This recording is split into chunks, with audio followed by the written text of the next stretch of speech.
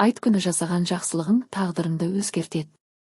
Айт, бұл жай ғана қуаныш пен мереке күні емес, бұл Алланың ерекше мейірімі төгілетін, дұғалар қабыл болатын, жүректер жұмсаратын қасиетті уақыт. Көп адам бұл күнді тек тамақ, қонақ, демалыс деп өткізеді.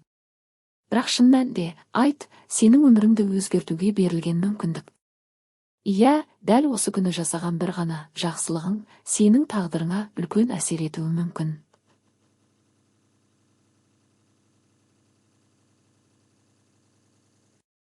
Ойланып көр, бір жылы сөз, бір көмектескен сәт, бір садақа, бір кешірім.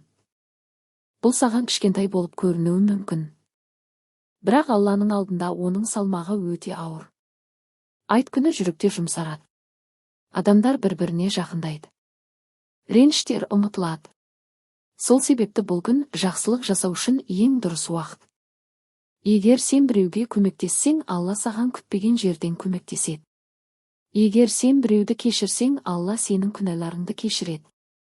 Егер сен мұқтажға қол созсаң, Алла сенің ризқыңды арттырады.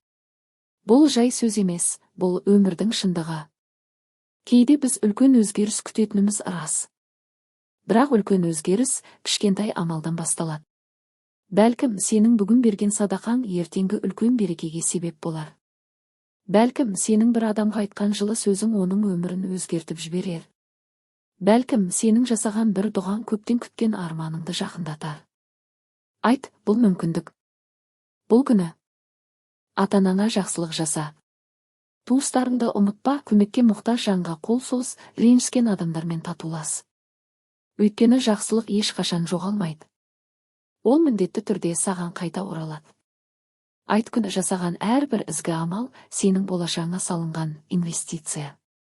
Сен оны бүгін көрмеуің мүмкін, бірақ ертең міндетті түрде сезесің. Сондықтан бұл күнді бос өткізбе. Телефонға қарап уақыт жоғалтпа. Жүрекпен әрекет ет. Жақсылық жаса. Көмектес. Кешір. Дұға жаса. Сонда сен тек бір күнді емес, бүкіл өміріңді өзгертесің. Алла баршамызға шынайы жүрек, кең пейіл, мейірімділік берсін. Жасаған әрбір жақсылығымызды қабыл етсін. Айт күндері берекеге, тыныштыққа толы болсын. Осындай жүрекке жететін пайдалы контент үшін тіркеліп жақындарыңмен бөлісуді ұмытпа.